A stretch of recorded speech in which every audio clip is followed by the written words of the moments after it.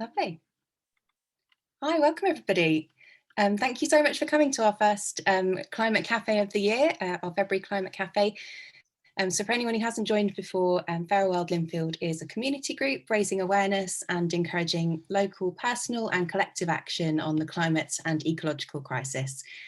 So during lockdown over the last few years, we've been holding monthly climate cafes on a wide variety of subjects. And if you would like to hear any more about them, please do take a look at our Facebook page. So my name's Corinne. I've been a member of Fairworld Linfield since late last year, so very new. I'm based in Linfield with my husband in West Sussex, and I'm really excited to join you for Louise's talk this evening. So Louise is going to chat to us for about 25-30 minutes, and there'll be lots of opportunity to ask questions. So please do pop questions into the chat with the letter Q ahead of them. Do share your thoughts, comments and experiences as well, because it would be great to hear from each other and understand other people's experiences as we go through the evening. After Louise's talk, we'll have a couple of notices and information about future events, and we'll end the session at about 8:45, but we'll keep the Zoom room open in case you do have any further questions until about 9 o'clock. If you have to dip out or you want to catch up on the talk again, the recording will be on Facebook shortly after the event. So I think without further ado, I'd like to introduce Louise. So Louise Downey is a Fairworld Linfield member and Senior Sustainability Advisor at West Sussex County Council, and she'll be talking today about measuring your carbon footprint. So one of Louise's roles at the council is to deliver in-house carbon literacy training, and as Louise will cover, carbon literacy is a term used to describe an awareness of climate change and the carbon costs and impact on everyday life. So we're really excited to hear from Louise on the importance to our planet of reducing our carbon emissions and some of the options that could reduce our individual carbon footprint. But just before I hand over, we'd really like to ask people to share their experiences with us by completing a poll, which should be appearing on your screen now, hopefully. So the question is, have you measured your carbon footprint before? Yes, and I know what actions I can take to cut my carbon footprint. Yes, but I don't really know what to do to make my carbon footprint smaller. Yes, a long time ago and I can't remember what it was, or no, but I want to measure my carbon footprint, or no, and I don't plan to. So lots of people voting. And we've got about 20, well, oh, I thought it was counting down. We've been going for 30 seconds, so.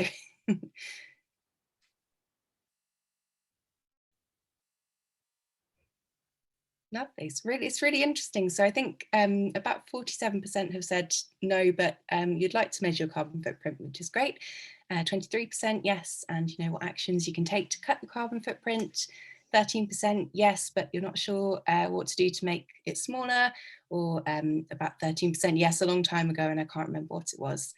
So I think with that in mind, we'll hand over to Louise.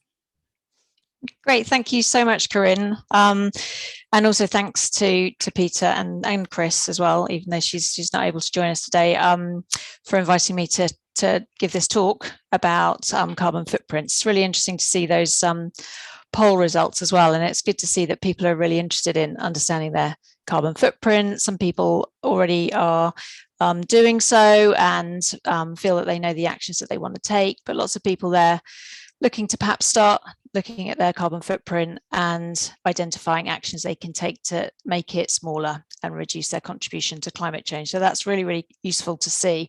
And I hope that the talk this evening and the discussion that we'll all have a bit later on will really help everyone to take that forward and start measuring and acting on reducing their carbon footprints.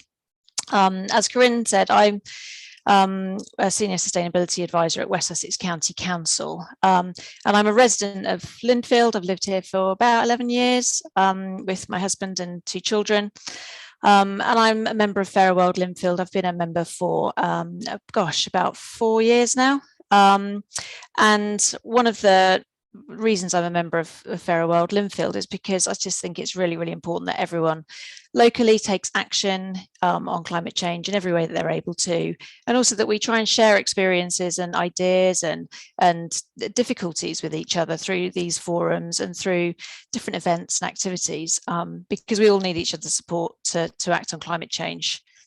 So thanks ever so much for everyone for joining today, giving up your Monday evening to listen to us and to listen to me. Hopefully what I'll say will be useful. Do put your thoughts, questions in the chat, as Corinne said, and we're really looking forward to sort of hearing your voices a bit later on. But I'll just share my screen with you, so bear with me 1 second.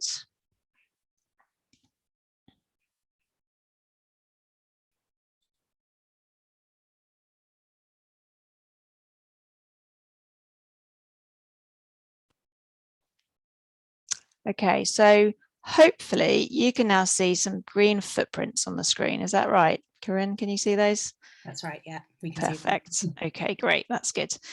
So this is just my fairly awful drawing of footprints, just to illustrate you know, what we often see is the kind of the impact that you might see if you walked across a sandy beach, you know, the footprint left in the sand. And ideally, in an ideal world, we would leave nothing but footprints behind us in terms of everything that we do. But realistically, that's not really possible. So we need to look at what our footprints are, what impacts we have in terms of our carbon emissions and how they contribute to climate change, and really try and do what we can to reduce them.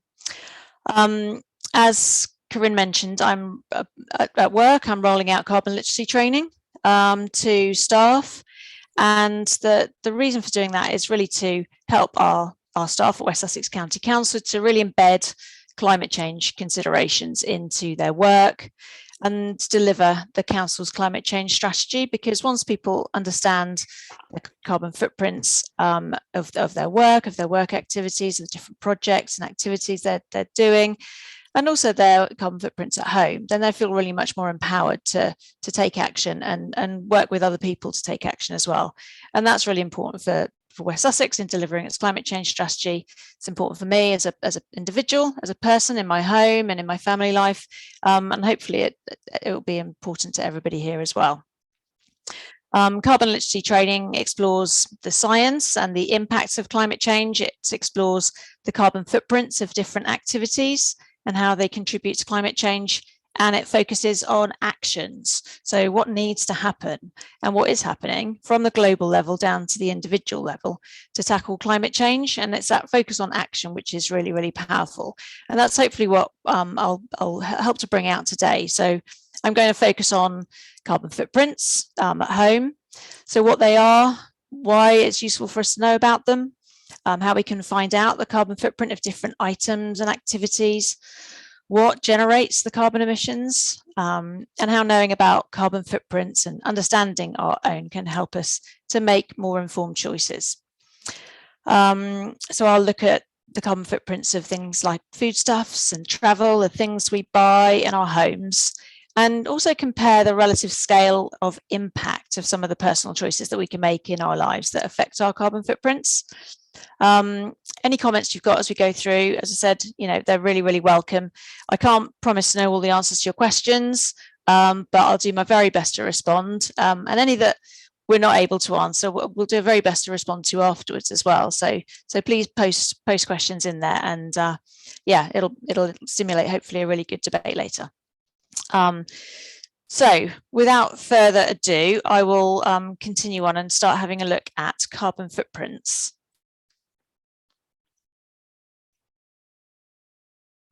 So first of all, what is a carbon footprint? So it's a measure of how much carbon is released into the atmosphere as a result of our activities, simply. And we can calculate the carbon footprint of anything, really, ourselves, different products, different activities we're involved in. You can calculate the carbon footprint of a business, a city, a country, and so on. And it's helpful to try to understand carbon footprints so we can get a sense of the carbon impact of everything that we do, buy, use, and make changes to reduce our impact. By measuring the carbon impact of different parts of our lives, we can manage our activities and reduce those impacts. I wouldn't recommend trying to calculate an absolute figure for the carbon released by everything you do or buy, though. It's not really practical. It can be really complicated, and you'd probably spend your whole life doing that and have no time left for anything else. Also, carbon footprint calculations are not precise. In reality, an accurate carbon footprint calculation is really impossible to achieve just because of the sheer quantity of processes and activities that directly contribute. Their variation in place and time, and also determining what the boundary for calculating them is, as really nothing we do in life occurs without affecting anything else. So the carbon footprint of anything is really just a well-informed estimate.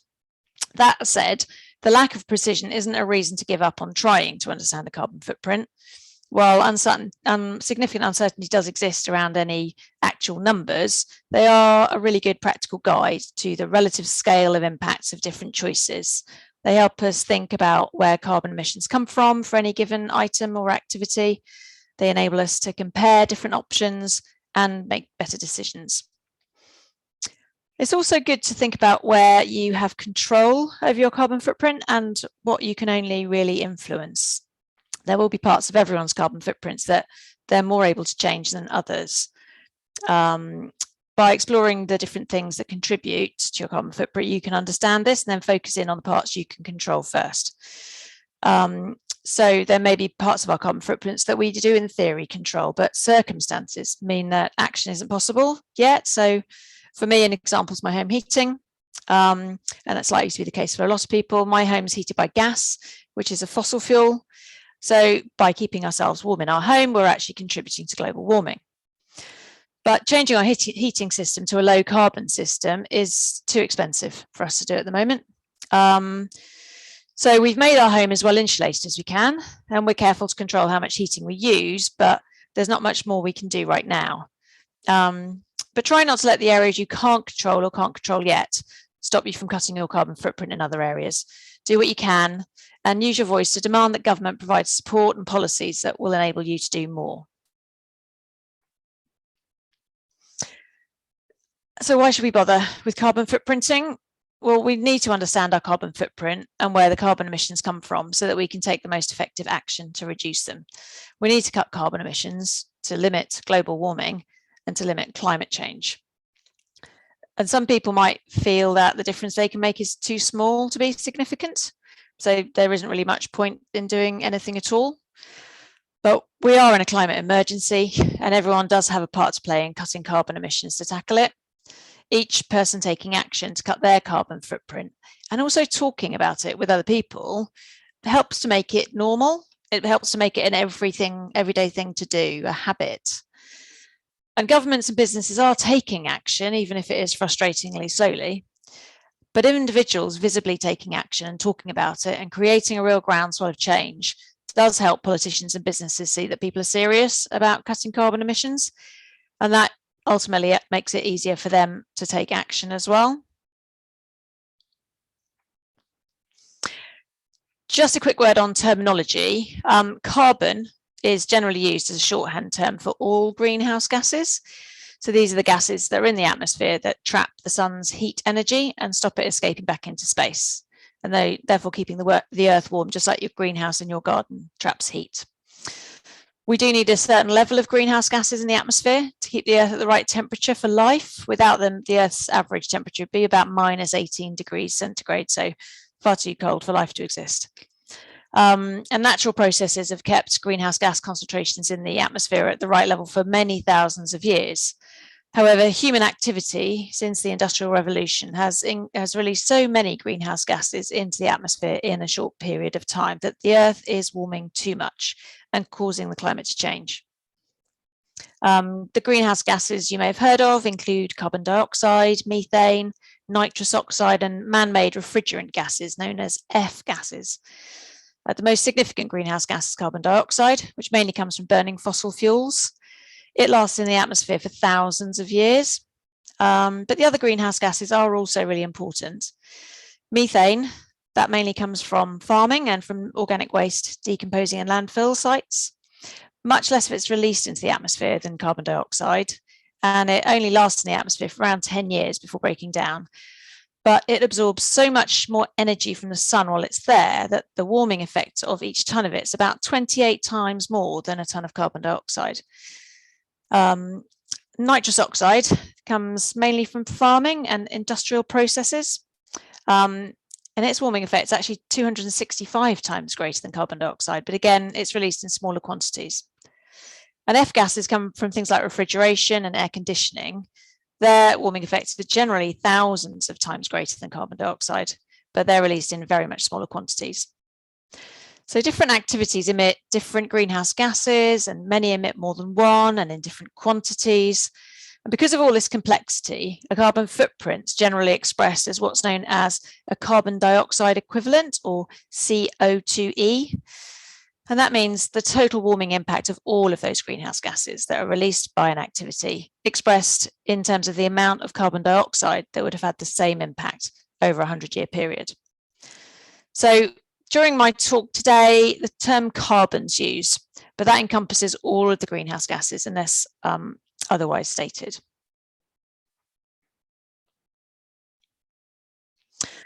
So where do you start? I'd really recommend reading Mike Berners-Lee's book, How Bad Are Bananas? And I've included some information from his book in this talk today. In the book, he calculates the carbon footprint of about 100 different items, but across a really wide range of areas.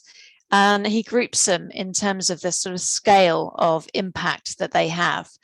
So he looks at everything from an apple to an email, from a pair of jeans to a new car, from a bunch of flowers to a return flight to Hong Kong. And he explains where the carbon emissions actually come from for each of them. And the idea from looking at it in that level of detail and comparing items in that way and across so many different areas is that by understanding the carbon impact of a wide range of different things, you can develop a sense of where carbon impacts come from, and also the relative impact of different choices. And then you'll have developed more of a carbon instinct. So when you're going through your day-to-day activities, perhaps shopping or at home or traveling, you'll be able to make rough estimates of the carbon impacts of those activities, both now and ongoing, and make choices to reduce your overall carbon footprint, rather than getting caught up trying to calculate the carbon footprint of each and every individual thing or worrying about the differences between them. You'll get an idea, a sense, an instinct for where to focus to cut your carbon emissions, and also indeed to stop them going up. And exploring the carbon footprint of different items or activities in more detail can really help to cut through some of the confusion that exists about what the main climate change issues really are. For example, plastic's a huge environmental problem. It creates enormous amounts of waste, pollution, drives health issues in developing countries, kills wildlife and destroys habitats. However, its impact on climate change is tiny compared to the carbon emissions from the burning of fossil fuels. But it's a big, big media story, and we can hear a lot about plastic. And then, unfortunately, people often think that if they do something about plastic pollution, that's it, job done. But that's unfortunately not the case. It's really, really important to act on plastic, but that isn't going to make a big enough difference to climate change. It's really, really key to cut our carbon emissions. Another example, switching to an electric vehicle is often cited as the solution to the carbon footprint of transport. But actually, the emissions from manufacturing a car can actually be more than its exhaust pipe emissions over its lifetime. So scrapping a working petrol or diesel car and buying a brand new EV could actually mean your carbon footprint increases, unless you're doing a really, really high mileage or your old vehicle has a particularly poor fuel efficiency.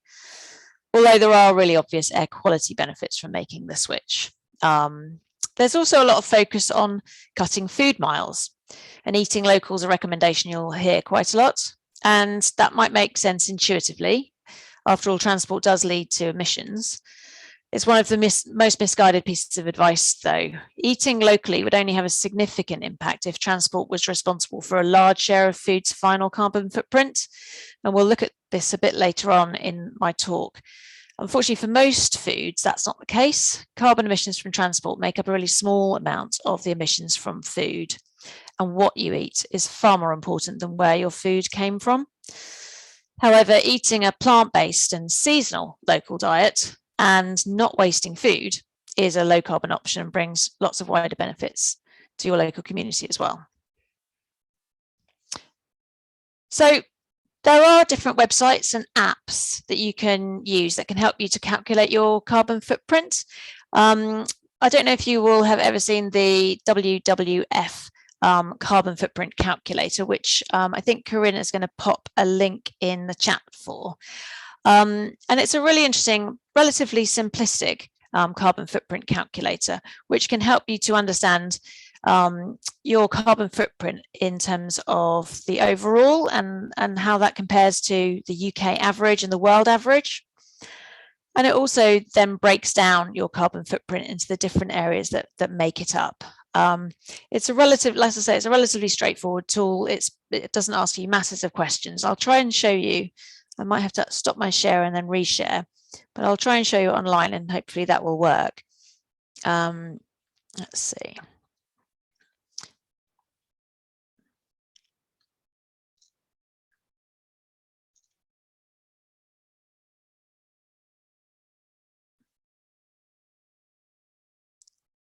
Assuming my bandwidth works and allows it, that is. If it doesn't, I'll just show the static image. It can take a while to come through while it thinks about it. Some people who have done carbon literacy training with West Sussex have done the calculator, and some have found it really useful and others have found it maybe a bit simplistic. So it kind of depends on where you are on your carbon footprinting journey as to how useful you find it.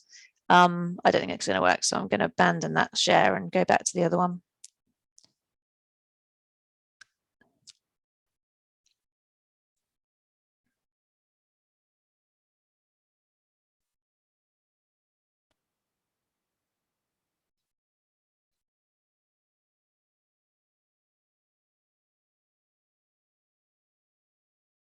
Okay.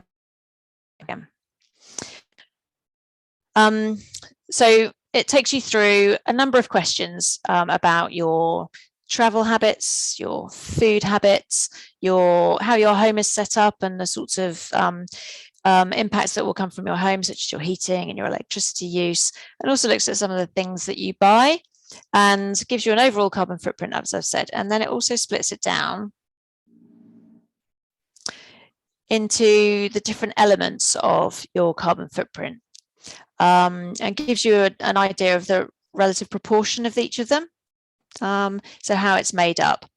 And then you can identify where obviously you could take the most action and what it is that's driving that action. So for example, this is my carbon footprint from the calculator on the screen right now, and the biggest proportion is home, and that's largely driven by the fact that I have gas central heating. As I said earlier, that's one thing that I know is driving up my carbon footprint, but unfortunately I'm not able to do anything about at the moment, but certainly something that I do want to do something about in the future. So I would really recommend giving that carbon footprinter a go. It's, as I said, relatively simplistic, but I'll come on later to look at one that enables you to delve into a bit more detail and gives you some more granular ideas about what you can do to make changes to reduce your carbon footprint. But then just going to look at each of these areas in turn and just talk through some of the ways that we can cut our carbon footprints from them. So first of all, let's take a look at the carbon emissions from food. This data is from the largest study of global food systems to date, published in Science in 2018 by Joseph Poor and Thomas Nemeczek. And it looked at data across more than 38,000 commercial farms in 119 countries. And the chart shows total carbon emissions per kilo of food product. So that's per kilo rather than per portion. And while carbon dioxide is the most important greenhouse gas, as I explained earlier, it's not the only one. Agriculture is a large source of greenhouse gases, such as methane and nitrous oxide. So this data takes account of all the greenhouse gases and expresses them emissions in terms of the carbon dioxide equivalent, as I explained a bit earlier. So I'll talk about carbon as I go through, but that will encompass all of the greenhouse gases. And we've just got someone who's not on mute. If they wouldn't mind just muting themselves, that would be great. So food production is actually responsible for about a quarter of the world's greenhouse gas emissions. And the carbon footprint of food is made up of lots of different elements. And I'll just try and zoom in on the chart to show you what some of those are. So hopefully this will work.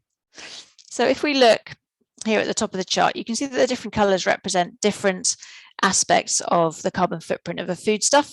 So the green is land use change. So that's changes from things like deforestation and changes in soil carbon levels.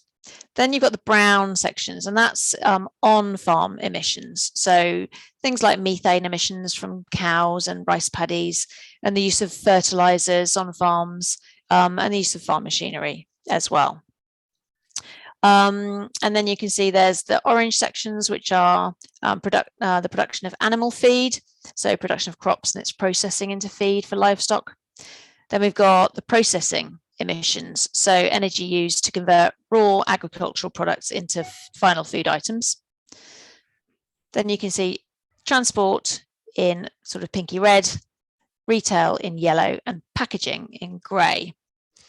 So as you can see, I'll just zoom back out again. As you can see, for most foodstuffs, the most carbon emissions result from land use change, so the green bits, and from the processes at the farm stage, so that's the brown bits. And combined, land use and farm stage emissions account for more than 80% of the footprint for most foods. Transport's a small contributor to emissions. For most food products, it accounts for less than 10%, and it's a much smaller proportion for the largest emitters. In beef and beef herds, it's about 0.5% of the total footprint there, and you can see that there, that the very tiny amount at the very end of the very long beef herd carbon footprint line. You can see the little bit for transport, so you can really see the impact of different elements of the production of a foodstuff on its carbon footprint. So it's not just transport, but all processes in the supply chain after the food left the farm. Transport, retail, packaging, processing mostly account for a relatively small share of food's emissions. But the most important insights really from the study is the massive differences in the carbon emissions from different foods. So for example, producing a kilo of beef emits 60 kilos of carbon, while producing a kilo of peas emits 1 kilo of carbon. Overall, animal-based foods tend to have a higher carbon footprint than plant-based foods. Lamb and cheese both emit more than 20 kilos of carbon per kilo. Poultry and pork have lower footprints, but are still higher than most plant-based foods at 6 and 7 kilos of carbon, respectively. And you can see the bottom sort of section of that chart there. The CO2 emissions from most plant-based products are really tiny compared to the animal-based products. So the impact of transport is small, but there's one exception to that rule, which is really those that travel by air. Many believe that air freight's more common than it actually is. Very little food is actually air freighted. It accounts for about 0.16% of food miles.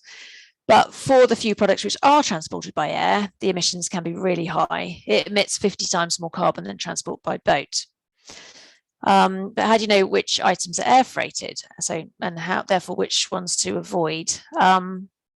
It can be really hard to tell, but they tend to be foods which are highly perishable. So that means they need to be eaten soon after they've been harvested. So in which case transport by boat's not feasible. Leaving air travel is the only real option.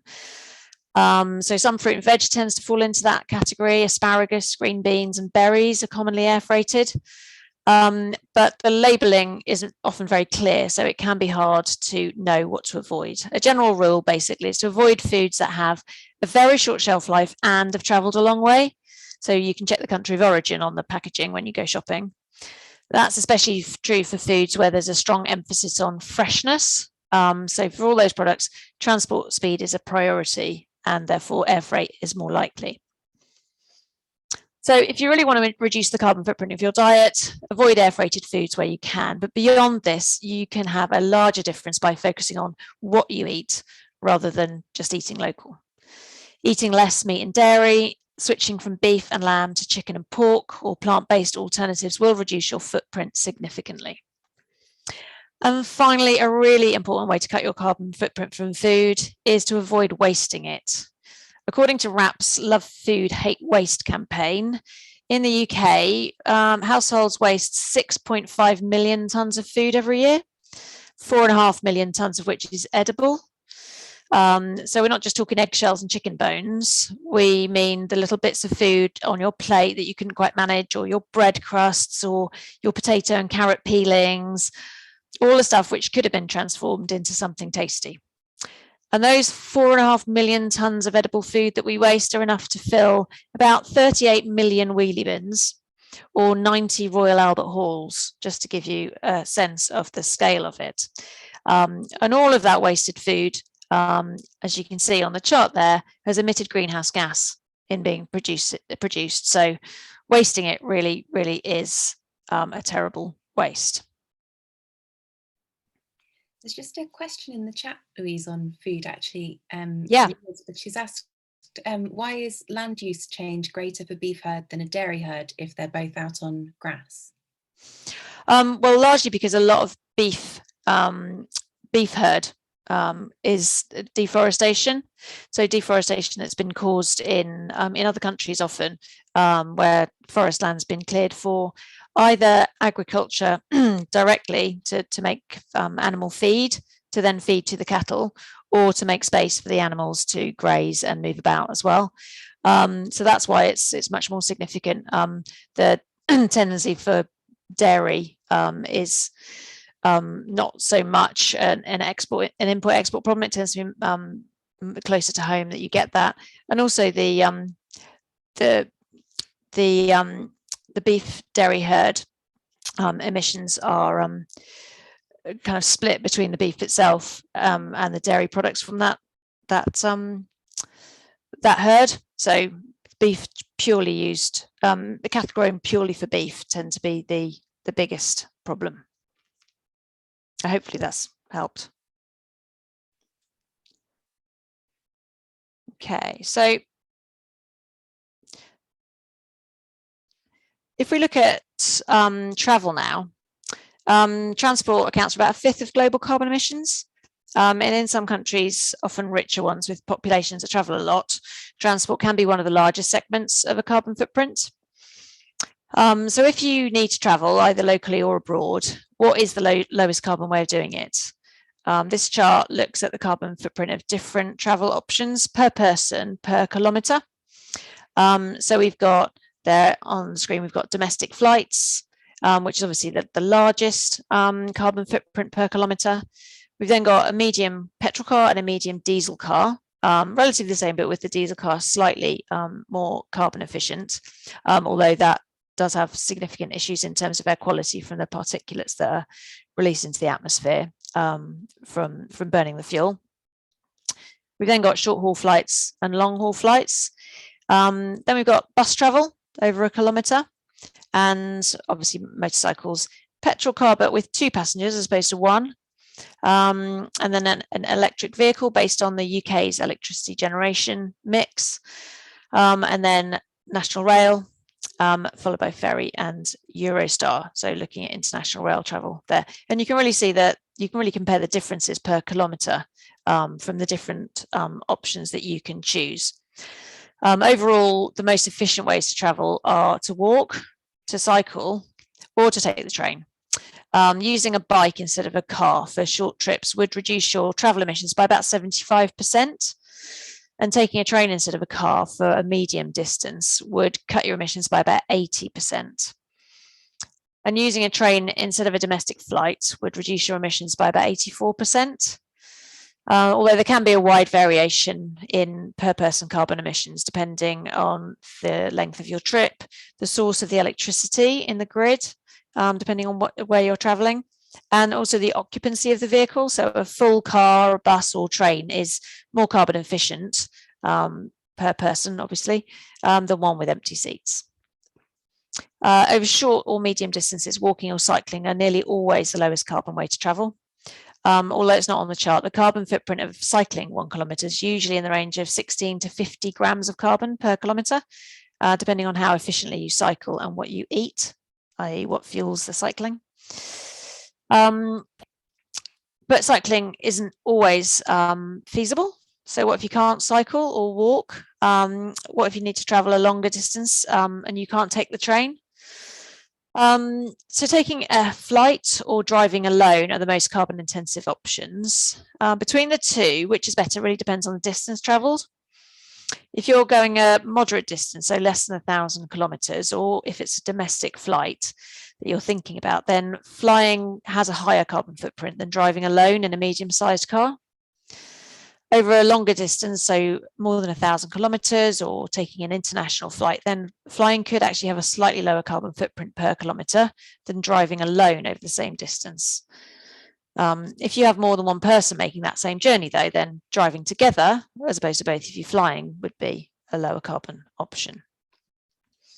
How grid electricity is generated matters as well, so it's worth considering. If electricity is supplied by nuclear or renewable energy instead of coal, then electric vehicles and electric rail are even more efficient than shown on the chart. So, for example, France has a very green electricity mix. More than 90% of its electricity comes from low carbon sources, 70% from nuclear. So if you took the Eurostar in France instead of a short haul flight, you'd cut your journey's footprint by about 96%. When driving, your emissions will depend mainly on which vehicle you use and the number of passengers. So driving a small Mini emits about 111 grams of carbon per kilometre, while a large 4x4 emits about 200 grams of carbon per kilometre. So you can see a real difference there. Adding one additional passenger travelling to the same location would halve emissions per passenger kilometre. As an example, let's say you wanted to go from London to Edinburgh, so it's about 500 kilometres. If you took the train, it would emit around 21 kilos of carbon. Driving would emit around 100 kilos of carbon, so 5 times as much. And flying would emit about 128 kilos of carbon. So you can just really see the change across those different options for travel. So general tips really for cutting the carbon footprint of your travel: walk, cycle or run when possible. And that's got lots of other benefits like lower air pollution in the local area and also improving your physical and sometimes mental health. Trains are nearly always the winning option over moderate to long distances. If you're traveling internationally, going by train or boat is lower carbon than flying. If traveling domestically, driving, even if it's alone, is usually better than flying. If it's a choice between driving or flying internationally, then flying economy class can be better. But car sharing will massively reduce your footprint. So it's really, really worth thinking about. And it also helps to reduce local air pollution and congestion. And electric vehicles are nearly always lower carbon than petrol or diesel cars, especially in a country that produces much of its electricity by renewables or nuclear. And you may have noticed that the carbon emissions per passenger kilometre are higher for domestic flights than short haul and international flights, and long haul flights are lower still. This chart from our World in Data helps to explain why. So you can see the emissions there versus the distance flown. And you can really see that the shorter the distance flown, the higher the percentage of total passenger emissions. And it's because takeoff in an aeroplane requires lots more energy than the cruise part of a flight. So for really short flights, the takeoff section is quite a large proportion of all the fuel that's used. And so that really makes a significant difference to those short flights, of which in the UK, obviously, all domestic flights are pretty short. Also, less fuel efficient planes are often used for those short flights as well, making the problem even worse. Okay, so that's taking a look at emissions from travel. We'll have a quick look now at our homes as well. In the UK, about 22% of emissions come from our homes. Heating, lighting, and household appliances all need energy. And this energy generally comes from burning fossil fuels like coal and gas, obviously releasing carbon into the atmosphere. So this pie chart's from the Open University and shows the estimated percentages of energy consumption for different parts of our homes. So it shows that space heating is by far the largest, so heating up our homes, and then water heating as well is also a really significant contribution.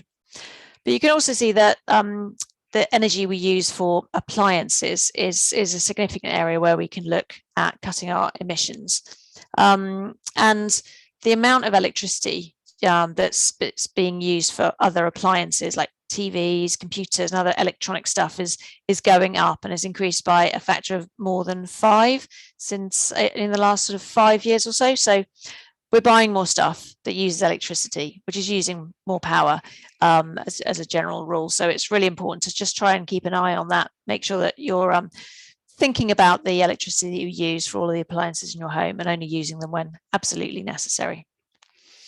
There's simple changes you can make to cut the carbon footprint of your home, switching off lights when they're not in use and changing to LED bulbs.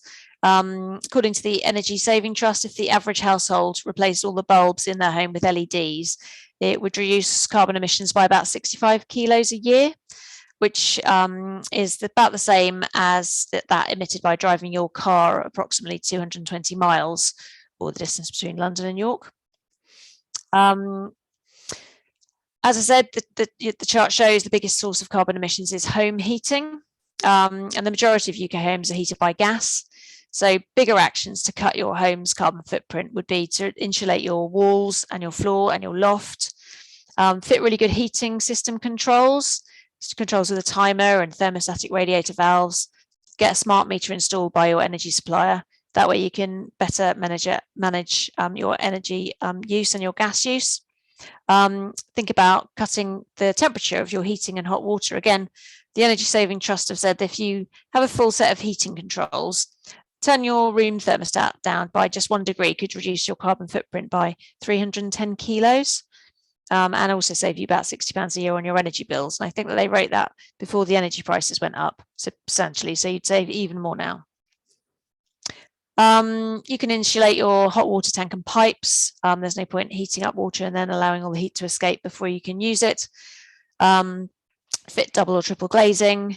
Perhaps when the energy market has sorted itself out, think about switching to a green energy supplier.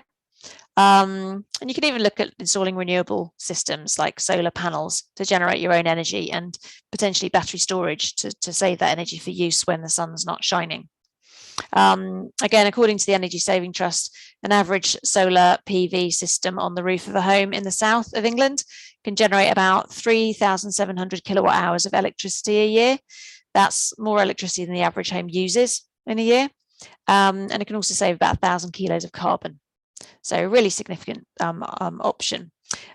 West Sussex, along with other local authorities, West Sussex County Council, along with other local authorities in the south, has twice now run a scheme called Solar Together, which is a group buying scheme that helps residents to get a solar system installed in their homes. So it would be really worth looking out for any potential future iterations of that scheme, which takes a lot of the complexity and risk out of the process for people and really helps them to get renewable systems installed that are right for them. And households will really need to transition from gas to low carbon systems like air or ground source heat pumps in the near future, but that really needs government support and funding. And then finally, stuff. So a quarter of the UK's household carbon footprint is stuff, so consumer goods, everything from phones to furniture and clothes and pets, white goods, health and beauty products, even your internet, TV and phones. Carbon emissions come from the energy used to extract and process raw materials, transportation of them, manufacturing, packaging, transport of made goods, retail, and also waste at the end of the process. And we import a large proportion of consumer goods from countries like China, where a lot of the energy used for producing the goods is generated by burning coal, which is the fossil fuel with the biggest carbon impact. And this is a really interesting perspective on the sheer quantity of stuff we get through. In 2021, the collective amount of worldwide waste electronic and electrical equipment will total an estimated 57.4 million tonnes, which is greater than the weight of the Great Wall of China, the Earth's heaviest artificial object.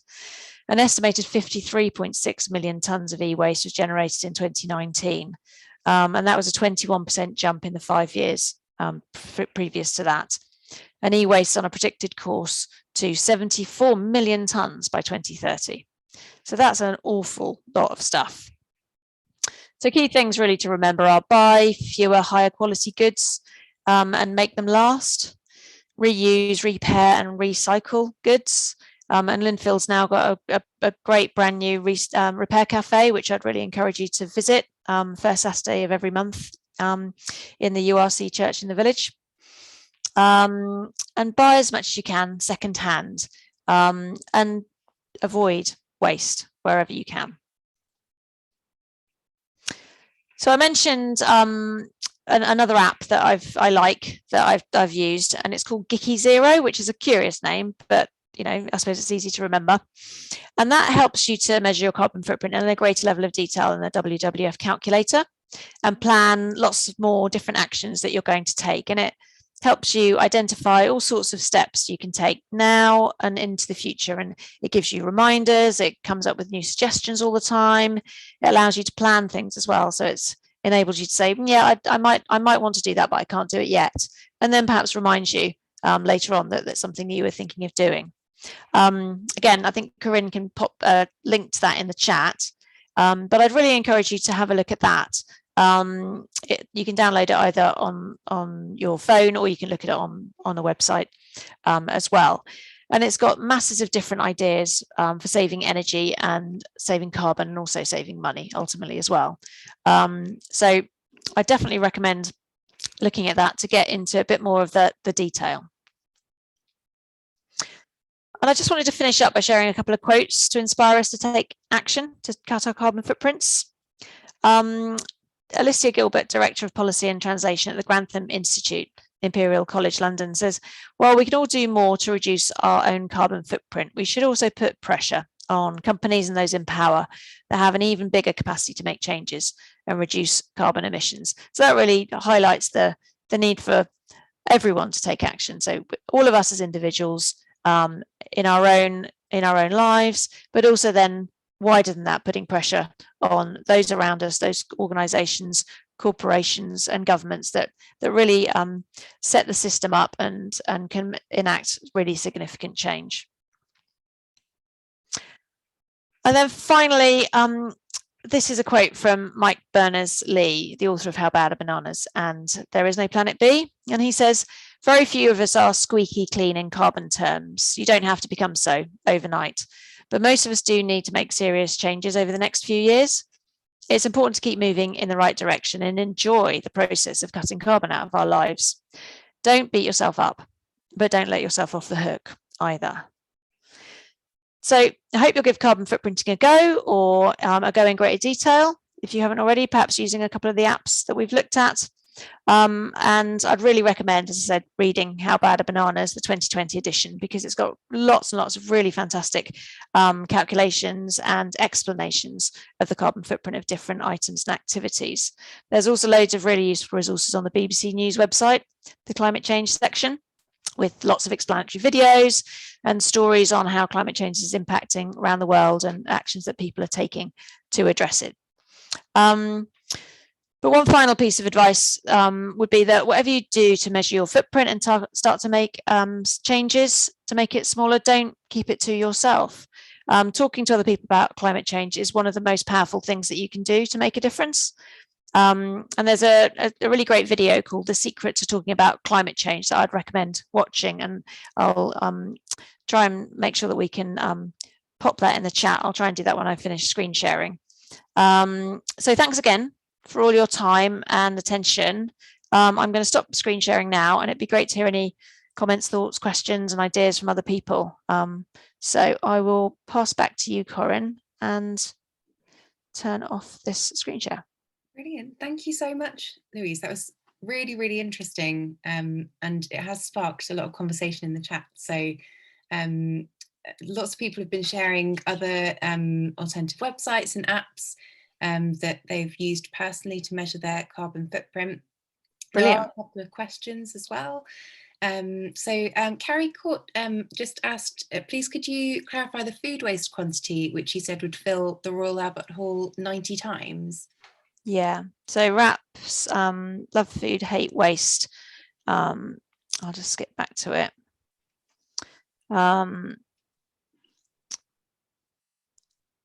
There we go. So yeah, RAPS, love food, hate waste campaign, says that it's 4.5 million tonnes. So that's 90 Royal Albert Halls or 38 million wheelie bins.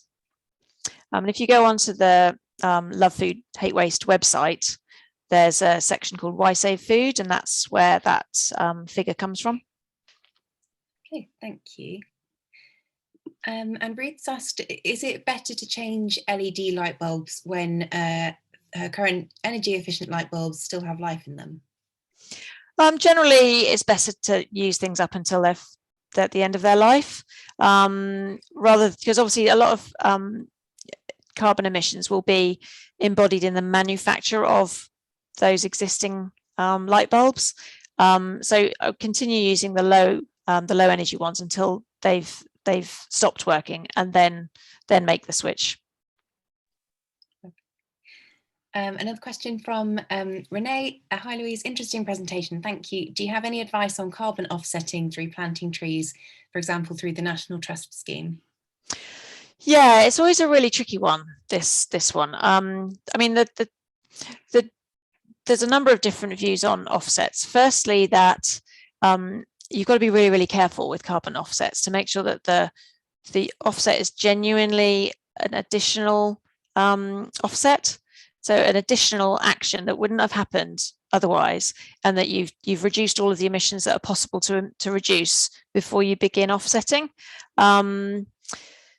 That's one thing. The next point really is to say that yes, planting trees can be a great thing, but it's really, really important to make sure it's the right tree in the right place. And actually, if the wrong tree or a tree in the wrong place can actually increase carbon emissions.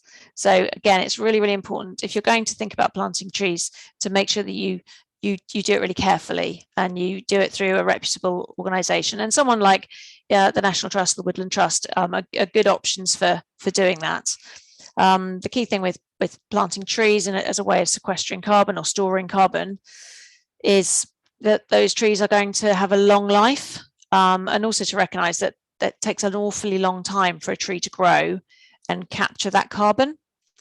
And given the urgency with which we need to act to cut carbon emissions, the 30 to 50 to 100 years you might have to wait for that tree to draw down the carbon from the atmosphere is too long to wait, unfortunately. So yes, it's great to plant trees, but it's best to plant trees for the planting of trees' sake, for the wildlife benefit, for the long-term carbon storage, but not as a alternative to cutting carbon emissions.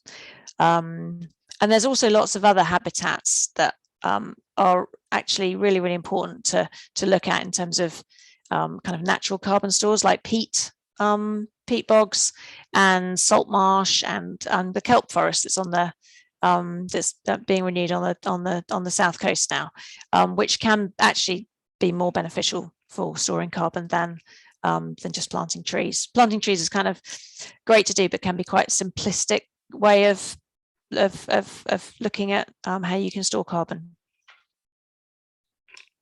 Thank you. So there's lots of questions coming in now. Is there any government policy thoughts on making companies' carbon footprints transparent so consumers can make their own decisions on where to spend their money? Yeah, I mean, there is stuff going on.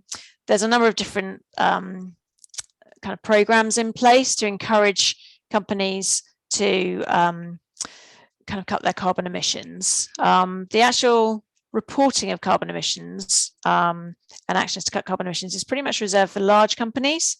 And even then, the carbon reporting in many cases it's very easy to make your carbon reporting sound fantastic. I mean, there's lots of oil companies who will have sustainability reports and claim that they're cutting carbon emissions.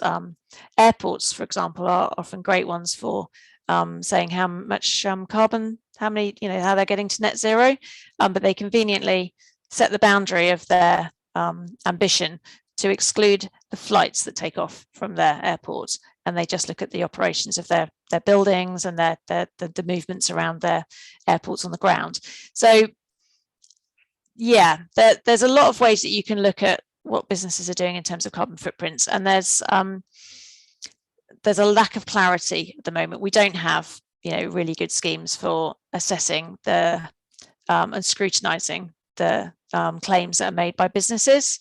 There are ways you can look at what businesses are saying about their emissions and also many other impacts that they have in terms of the environment and social justice and so on. You can look at Ethical Consumer magazine. That's a really good one for looking at the ethics of the things that you buy.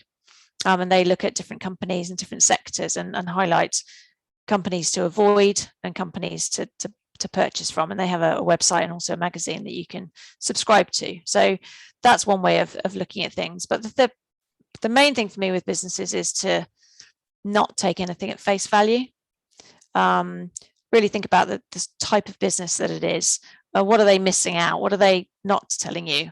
And don't get fooled by the beautiful marketing that they may well put out to convince you that they're greener than they are. I don't know if that actually answered the question, but I hope it did. There's a point at the end though.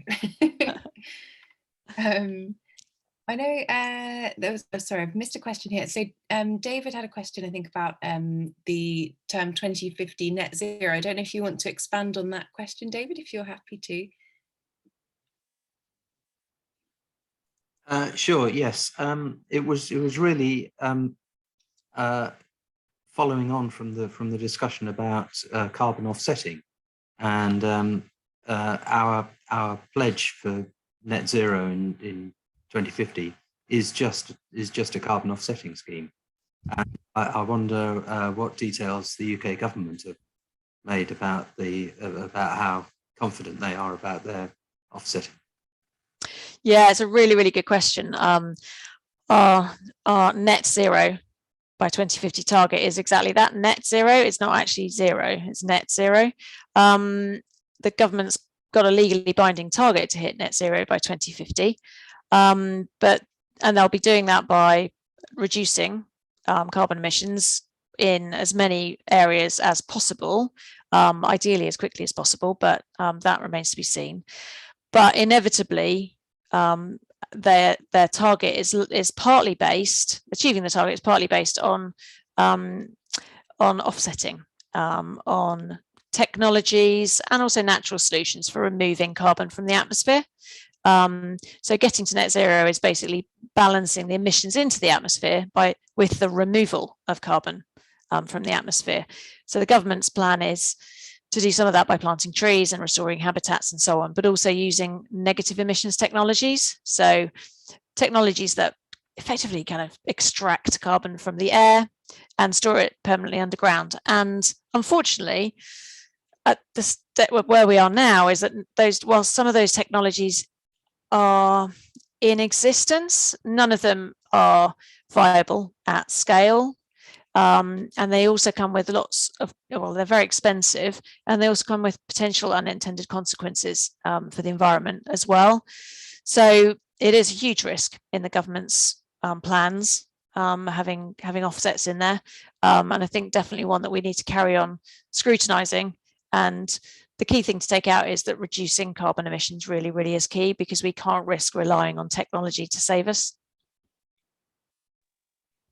Thank you. I think we've probably got time for just one more question. So Nikki has asked about West Sussex County Council. What's the most effective strategy or policy the council's put in place to reduce their carbon footprint? Well, we've got a climate change strategy, and that was published in July 2020. And alongside, and that was as much a response to the council's commitment the previous year to hit net zero carbon emissions for their own operations by 2030.